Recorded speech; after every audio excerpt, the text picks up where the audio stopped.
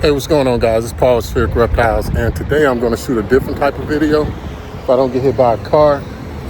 So basically, a lot of people are having issues with their ball pythons eating because, you know, for whatever reason, the transition for that ball python as it goes from the breeder to the new home, that's an issue because now it's a transition from the breeder to the show or whatever, or shipping, and then from the shipping location into the home. So what I'm doing is I'll be at DFW Reptarium, and I'll be looking at a lot of different enclosures and just discussing the best ways to prepare them for, especially that hatchling to that juvenile, maybe that subadult ball python, and just to keep them eating. So I'll be discussing the housing, how to heat them and everything else. And then once I get home, then I'll compare, you know, the tubs and everything like that so that you can get a fair assessment as to what actually works so that your ball python will eat.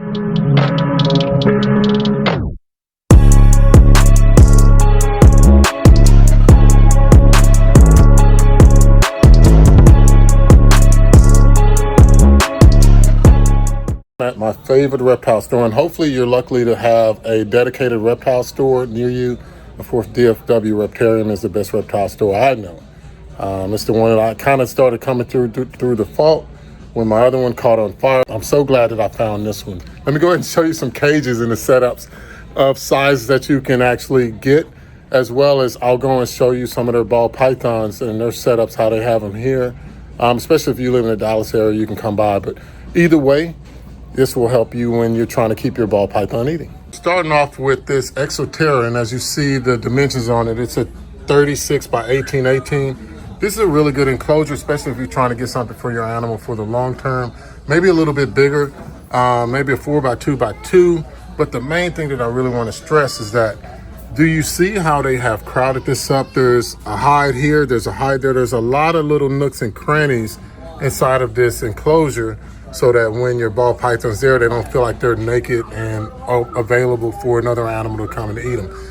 Because you got to remember that ball pythons, out of all of the animals, or out of all of the snakes, are a little bit more timid than normal. So they're more likely not to feed because, remember, they're not an apex predator where they live. You have to make sure that you are giving them plenty of opportunities to hide. And I really like the way that they use the fake mondo grass or whatever you want to call it to do that. I wouldn't go with this type of an enclosure that's that small, because your animal's going to outgrow that, and of course they will need that height on their enclosure, whereas here you can see that there's the width and it's a little bit of height, because even though they're not arboreal, they will climb up and down on small surfaces. Let's see, what else do they have that's readily available for you to actually get. When I talk about height, if you're thinking about like a paludarium, I don't know if that would be really wasted space or not.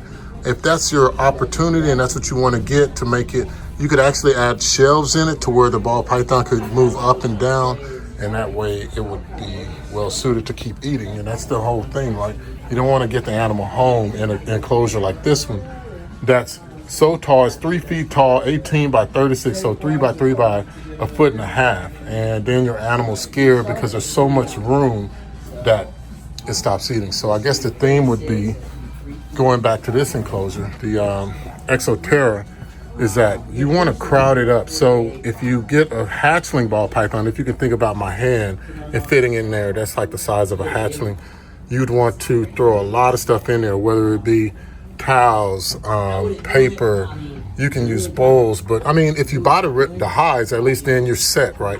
But you want to make sure that it's so crowded to where it can feel something up against itself, and that way it'll continue to eat, or if it's not eating, that it will once it transitions. I'll tell you about some heating methods, and I think that's really important. Heating's the most important. The number one thing you got to have is a thermostat. There's a lot of different ones out there, but you want to set that basking temperature, or if you're using under tank heater, you want to set that to around 90 degrees with the Thermostat Pro. The good thing is that they have plenty of different options. So if you get one of the Exo or the Zumed glass enclosures, these dome fixtures would allow you to provide a little UVB, even though ball pythons don't need a lot of it. It can't hurt, as well as a basking light. So that's the best thing to do when you're talking about heating through a screen, and you see they have these brackets right here so that you can put a basking lamp right here and over there. You really, because of substrate, it would be hard for you to use an under tank heater under a terrarium that you have substrate and everything else in.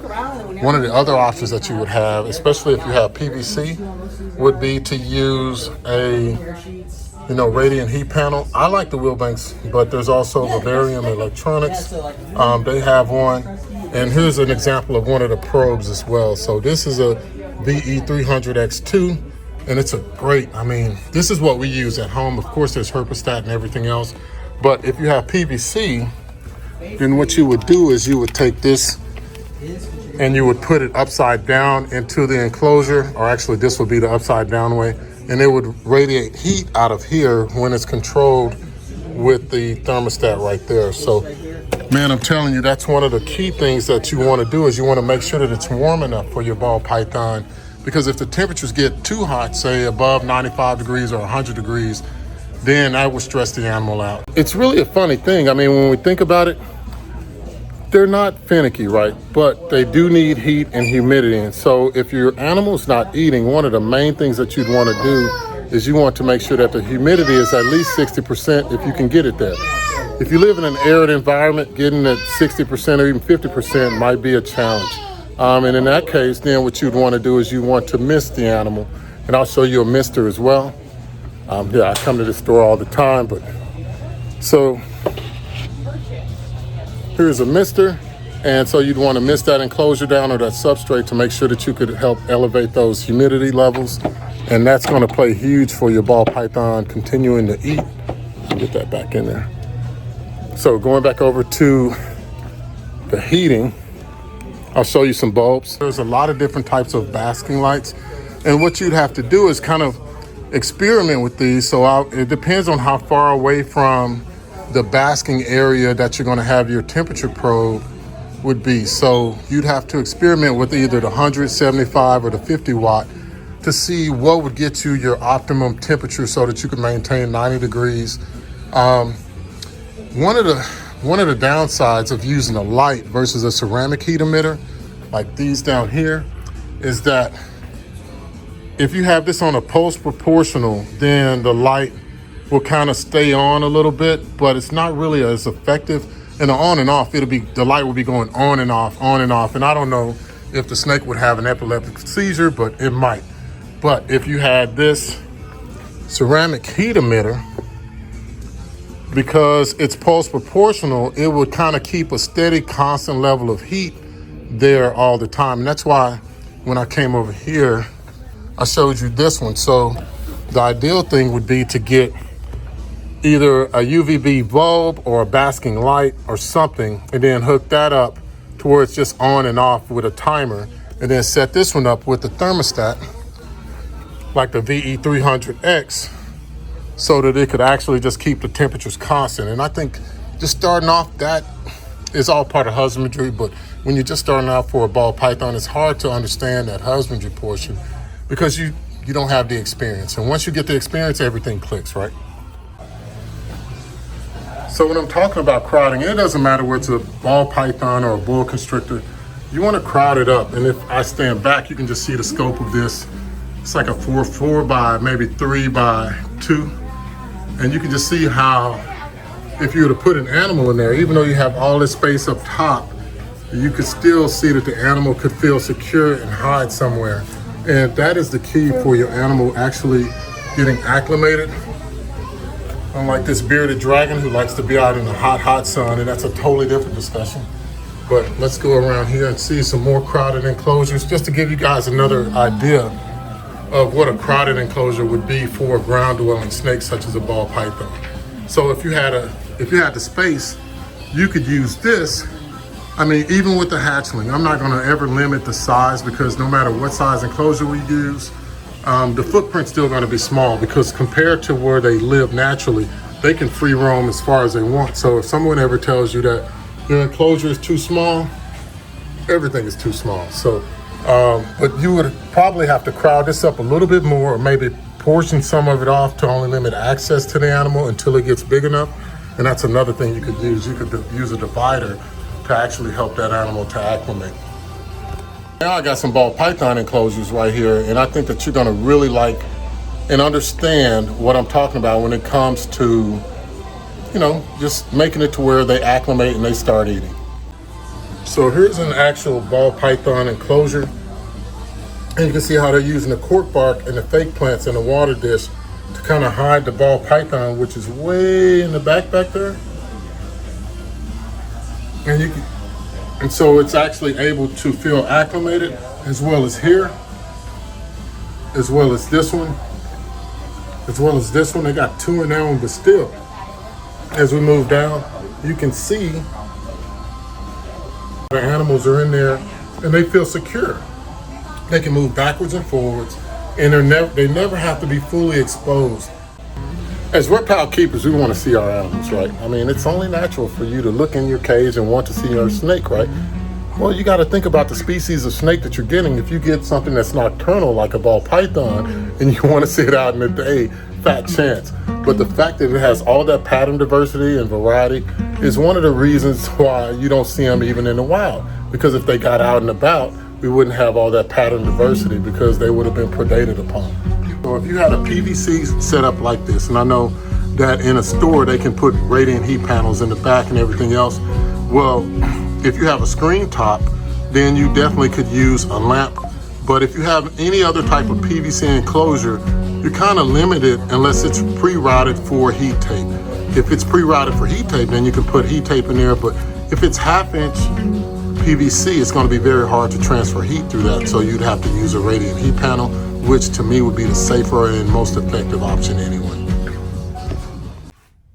So I'll use my own hatchings for an example. The first one I'll show is, and these are all 6-quart tubs.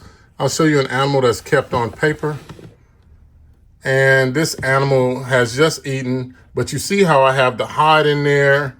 I have the water dish. This is a 6-quart tub in the back.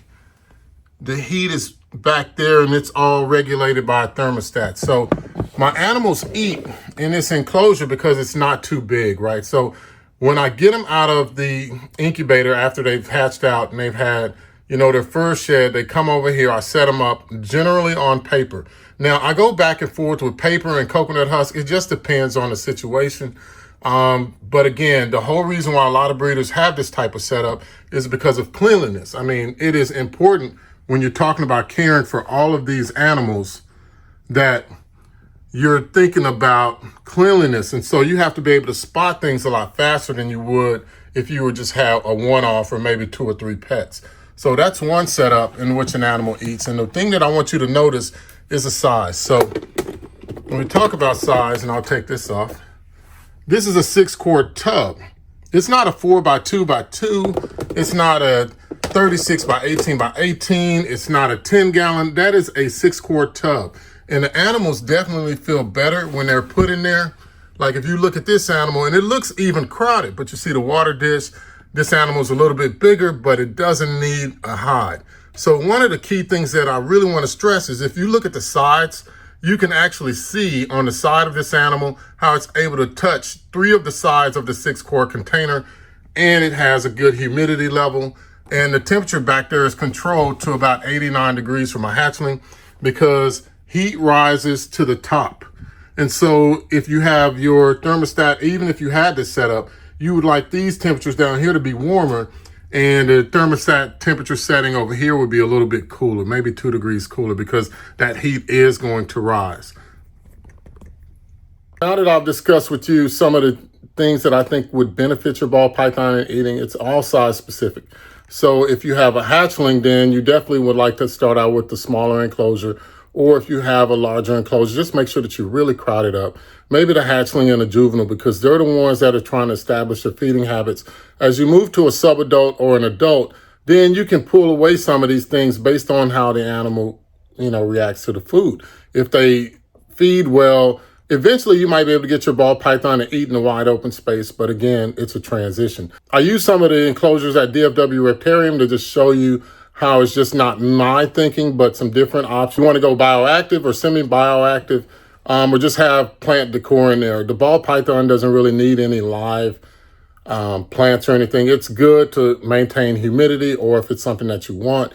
But more importantly, to keep that animal happy, remember that you have to keep it in a smaller container, or one that's kind of, relative to the size of the ball python. And when you're just starting out and you get your animal home, what you really need to do is to really allow that animal to go through the quarantine process, as well as give it at least 7 days before you try to feed it. Because if you just take the snake home into a brand new environment that it's just learning, you're taking it in there the first time you try to shove food in its face, then the animal probably will not eat. And that makes you upset. It keeps the ball python stressed out. And the more you offer the food like that and stress the animal out, the more likely it is to not eat. I'm going to repeat that. The more you keep offering the animal food when it's already stressed out, then the more likelihood, that is an increased likeliness of the animal not eating. So, it's not rocket science, guys. Whatever you do, I want you to enjoy it. I want you to put a lot of decor in there. And you can even put multiple water dishes, whatever you got to do to crowd it up. Like, I like to use paper towels, or like the red towels you see over my shoulder back there, to crowd up the enclosures, or I just buy the little plastic pre-made hides and things like that, just to get my animal acclimated. But again, I just keep stressing the same thing. When I first get an animal home, I have very little interactions with it other than soaking it, treating it for mites, and putting it in quarantine. And during that process, I don't even interact with that animal at all for at least 7 days. And then that's when I start checking up on it. And then, maybe around the 10th day, I offer it food. If it doesn't accept, I wait another 6 or 7 days before trying to re-offer that food, because I really want this animal to transition to the environment. So the way that I'm going to be supplying heat to the animal, the humidity level in our home, just things like that, the type of prey item that I'm offering, because I really try to push frozen thawed. I mean, it's just, you got to take your time, because these animals, in the case of a ball python, on average, they should live about 20 years. That's not far-fetched for an animal that's kept in captivity and that's captive bred when it comes to ball pythons. So, man, I really hope this video helps you guys. And let me know what you think. If you like this type of content, please like and subscribe to the video. But more importantly, I hope that this is information that helps you to better care for your ball python. Whether you're a pet keeper or a new breeder or an existing breeder, we all have issues that we face, whether they're with the animals or in life. And, sometimes it's just good to bounce ideas off of others so that you can get a better estimate as to how your care is actually going.